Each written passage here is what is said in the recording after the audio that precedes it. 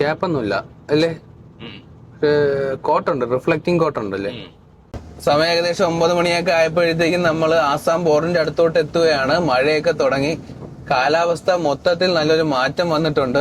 നല്ല തണുപ്പ്, മഞ്ഞ്, മഴ ഒക്കെ ഒരുപാട് മാറ്റം വന്നിട്ടുണ്ട്. അത് കണക്ക് തന്നെ ഇവിടുത്തെ ഭൂപ്രകൃതിയൊക്കെ നല്ല ഭംഗിയായിട്ടുണ്ട്.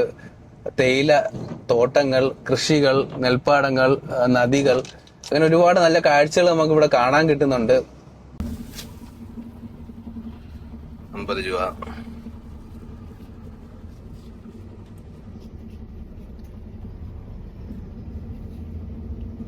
ഇത് CRPF അല്ലേ?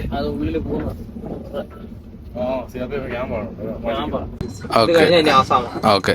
അപ്പൊ നമ്മൾ വെസ്റ്റ് ബംഗാളിലെ അവസാനത്തെ RT ഓഫീസില് വേ ബ്രിഡ്ജിലോട്ട് കയറുകയാണ്. ഇത് കഴിഞ്ഞാൽ നമ്മൾ നേരെ ആസാമിലോട്ട് കയറുകയാണ്.